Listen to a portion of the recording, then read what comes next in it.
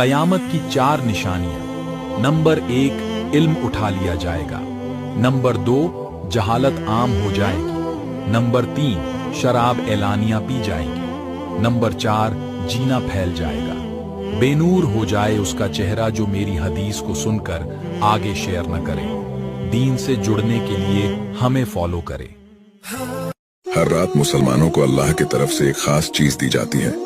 हमारे प्यारे नबी हजरत मोहम्मद सल्लल्लाहु अलैहि वसल्लम ने फरमाया, रात में एक घड़ी ऐसी होती है, उस वक्त कोई भी अल्लाह ताला से दुनिया और आखिरत की चीज मांगे तो अल्लाह ताला उसे आता कर देता है।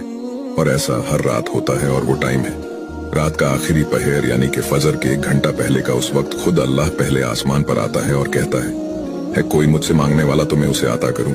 और एक हदीस में आता है, जो कोई बंदा रात में बेदार हो और ये वाली कलीमात पढ़े, फिर अल्लाह से दुआ मांगे तो उसकी दुआ कबूल की जाती है। ये वाली हदीस मैंने आपको सुनाया तो इसका सवाब मुझे मिला, और आप भी ये वाली हदीस दूसरों को भेजोगे तो इसका सवाब आपको भी मिलेगा।